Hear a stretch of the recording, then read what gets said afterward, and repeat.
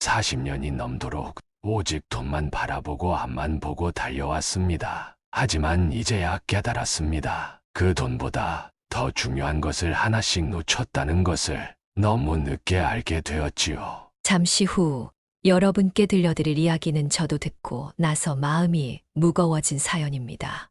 한 요양병원에서 평생 부자로 살아온 어르신이 임종을 앞두고 눈물을 흘리며 남긴 고백. 그 충격적인 순간을 간호사가 제게 전해 주었습니다. 최근 조사에 따르면 65세 이상 노년층의 상당수가 돈 문제를 가장 큰 걱정거리로 꼽고 있다고 합니다.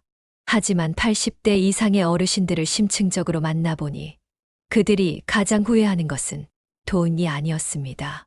혹시 여러분도 미래를 준비하면서 돈을 모으는 것에만 집중하고 계신가요? 오늘은 부모님을 모시며 깨달음을 얻으신 한 구독자분의 이야기를 함께 나누고자 합니다. 이분은 최근 저와의 소통에서 이렇게 말씀하셨습니다. 오래 사는 것이 축복이라고 생각했는데 부모님을 모시면서 그저 오래 사는 것이 행복이 되는 건 아니란 걸 알게 되었습니다. 그동안 제가 준비해야 했던 것이 있더군요. 이제 우리나라의 기대 수명은 이미 83세를 넘어섰습니다.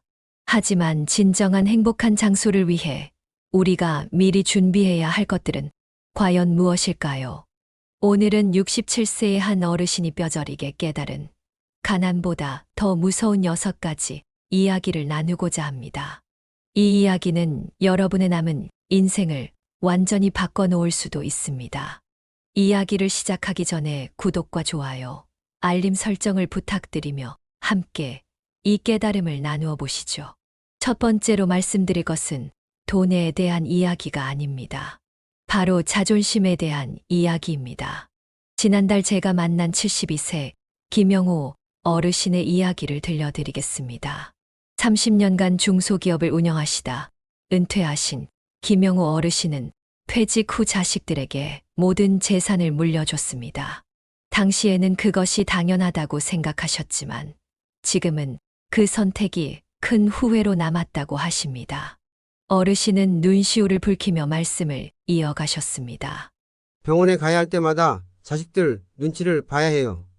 손주들 학원비에 며느리 쇼핑비에 제 병원비를 못 대겠다고 하더군요. 평생 모은 재산을 다 줬는데 이제는 제가 그들에게 짐이 된 거죠. 국민연금공단의 조사에 따르면 65세 이상 노인 중 42%가 자녀에게 경제적으로 의존하고 있으며 그중 78%가 심각한 우울감을 겪고 있다고 합니다. 그렇다면 문제는 무엇일까요? 노후 준비는 단순히 돈을 모으는 게 아닙니다. 자신의 자존심을 지키는 것이 중요합니다. 한 노인복지관 상담사도 같은 의견을 주셨습니다. 자녀에게 의지하게 되면 일상의 작은 지출조차 눈치를 보게 됩니다.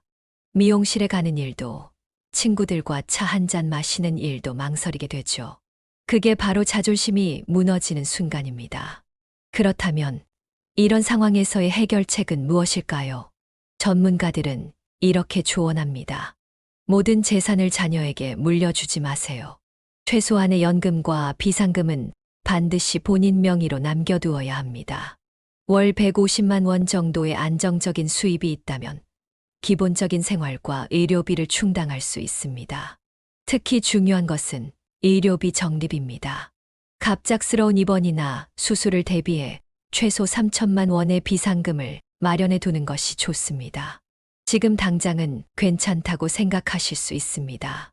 하지만 10년 후, 20년 후에 여러분의 자존심까지 지킬 준비가 되어 있으신가요? 두 번째로 말씀드릴 것은 더욱 중요합니다. 바로 건강에 관한 이야기입니다.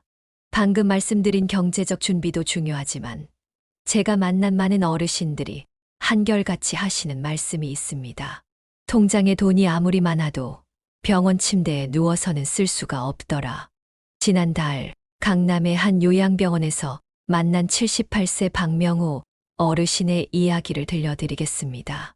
40년 동안 대기업 임원으로 일했어요. 돈도 많이 벌었죠. 하지만 야근과 스트레스로 건강을 잃었습니다.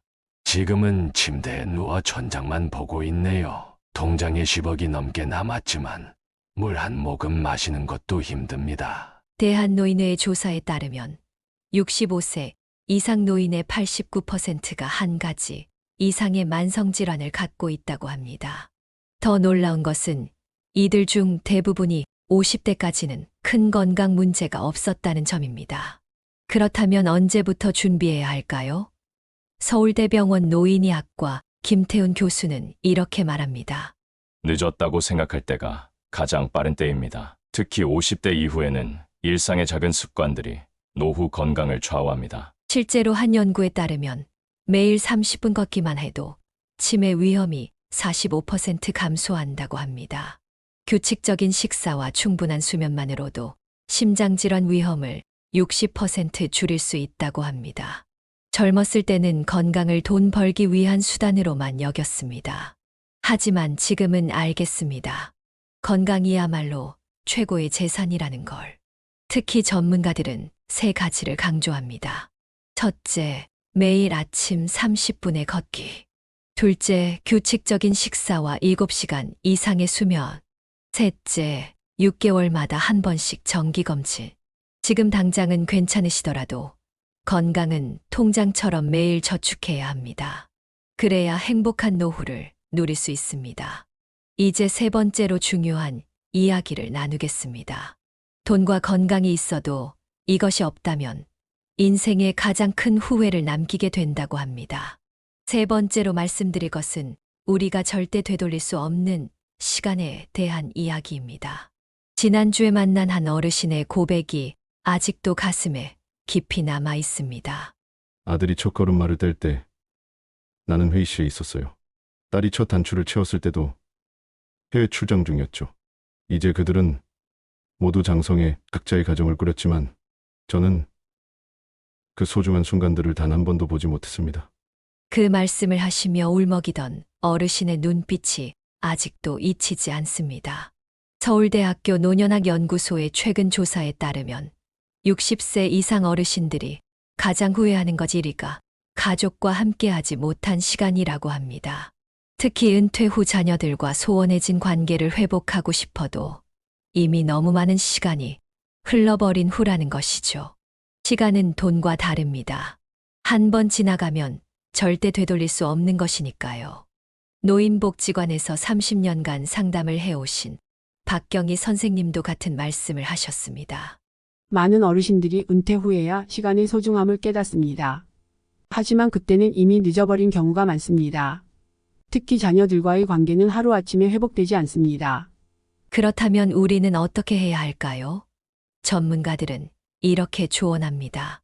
매주 단 2시간이라도 가족과 함께하는 시간을 정해두세요.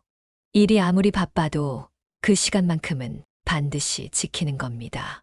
자녀가 어릴 때는 더 그래야 합니다. 특히 중요한 것은 현재입니다. 지금 이 순간에도 시간은 흘러가고 있으니까요. 돈은 나중에 벌면 되지만 시간은 나중에 살 수 없습니다. 지금 이 순간 당신에게 가장 소중한 사람은 어디에 있나요? 그리고 당신은 무엇을 하고 계신가요? 이제 네 번째 이야기로 넘어가겠습니다. 이것은 많은 어르신들이 겪고 있는 가장 뼈아픈 현실에 대한 이야기입니다. 네 번째로 말씀드릴 것은 가족 관계에 관한 이야기입니다. 하지만 이건 우리가 평소 생각하는 그런 단순한 가족 이야기가 아닙니다. 얼마 전 한 요양원에서 가슴 아픈 장면을 목격했습니다. 엄마, 이제 그만 오세요. 저희도 살기 바빠요. 매주 오시면 부담스러워요. 80대 어머님께 아들이 건넨 차가운 말이었습니다. 그날 어머님은 아들 집에 가려고 예쁘게 화장도 하고 손자를 위한 간식까지 준비하셨다고 합니다. 하지만 돌아온 것은 차디찬 한마디였죠. 보건복지부의 통계에 따르면 노인 학대 신고 중 무려 86%가 자녀에 의한 것이라고 합니다. 더욱 안타까운 점은 이러한 일들이 대부분 과도한 의존에서 비롯된다는 것입니다. 서울시 노인복지관의 이영실 상담사는 이렇게 말씀하십니다. 자녀에게 지나치게 의존하면 관계가 오히려 멀어집니다. 특히 경제적 의존은 자녀와의 관계를 악화시키는 주된 원인이 됩니다. 실제로 83세 장미정 할머니의 사연이 이를 잘 보여줍니다. 자녀들과 좋은 관계를 유지하는 비결이 뭐냐고요? 저는 절대로 자녀에게 부담을 주지 않아요. 용돈을 달라고 하지도 않고 병원에 데려다 달라고 하지도 않습니다. 오히려 제가 손주들 용돈도 주고 명절에는 작은 선물도 준비하죠. 그러다 보니 자녀들이 먼저 찾아옵니다. 노년학 전문가들은 이렇게 조언합니다. 독립적인 노후가 행복한 가족 관계의 비결입니다. 자녀와 좋은 관계를 원한다면 오히려 한 발 물러서는 게 필요합니다. 특히 다음 세 가지를 기억하세요. 경제적으로 독립적인 생활을 유지하기, 자녀의 삶에 지나치게 간섭하지 않기, 자신만의 취미와 생활을 가지기, 가장 가까운 관계일수록 적당한 거리가 필요합니다. 그래야 서로를 그리워하고 만날 때마다 진심으로 기뻐할 수 있습니다. 이제 5번째 이야기로 넘어가겠습니다. 이것은 많은 어르신들이 노년에 가장 크게 후회하는 것에 관한 이야기입니다. 5번째로 말씀드릴 것은 진정한 인연에 관한 이야기입니다. 얼마 전 만난 한 75세 어르신의 이야기가 마음에 깊이 남았습니다. 직장 다닐 때는 늘 바빴어요. 술자리도 많았고 명함도 수없이 주고받았죠. 인맥이 중요하다고 생각했는데 정작 은퇴하고 나니 단 한 명도 연락이 없더군요. 모두 직함과 함께 사라졌습니다. 한숨을 쉬며 그분은 말을 이어가셨습니다. 그런데 참 이상하더라고요. 30년 전 테니스 동호회에서 만난 친구는 아직도 매주 전화를 하고 아플 때면 병원도 같이 가주고 이제야 알겠어요. 진짜 인연이 무엇인지요. 서울대학교 노년학과의 연구 결과에 따르면 우리나라 60세 이상 노인의 외로움 지수는 OECD 국가 중에서도 최고 수준이라고 합니다.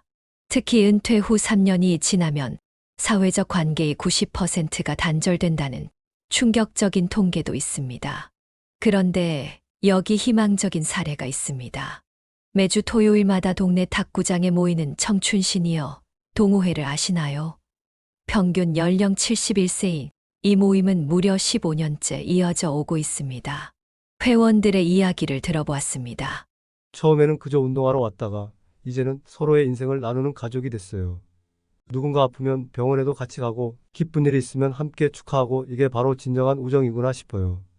노인 심리학 전문가들은 이렇게 조언합니다. 인맥과 우정은 다릅니다. 진정한 인연은 서로의 마음을 나눌 수 있는 관계입니다. 지금부터라도 취미나 봉사활동을 통해 진실된 관계를 만들어 가세요. 특히 다음 3가지를 기억하시면 좋겠습니다. 정기적으로 만날 수 있는 모임 만들기, 서로의 기쁨과 슬픔을 나눌 수 있는 친구 만들기, 봉사활동이나 동호회 활동에 참여하기. 명함 100장보다 마음을 나눌 수 있는 단 한 명의 친구가 더 소중합니다. 이제 6번째이자 마지막 이야기로 넘어가겠습니다.